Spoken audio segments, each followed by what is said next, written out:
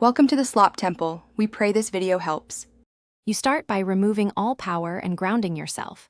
This prevents shorts and protects delicate contacts. Once done, remove visible screws on the dock housing and separate clipped seams gently with a flat tool so you don't damage plastic tabs.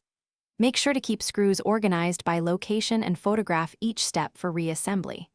You're creating safe, reversible access to the switch area so later steps are faster and you avoid misplacing components. You now open the housing fully and trace the switch assembly's connectors to understand how it's retained. Once you see whether it's held by clips, screws, or solder, plan your extraction. Release clips by prying at the correct angle to avoid breakage or unscrew small retainers counterclockwise. If a ribbon cable is present, unlock the ZIF latch first and slide the cable out.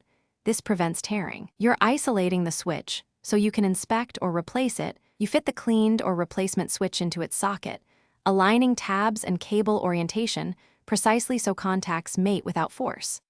Once seated, reattach any screws and press housing clips together in the reverse order you removed them to avoid pinching cables. After reconnecting power, test the dock's functions immediately. If something doesn't respond, make sure cables are fully seated and perform a quick continuity check on the switch contacts. If issues persist, inspect for bent pins or missed screws that could short. Thanks for watching. Consider subscribing if we helped you.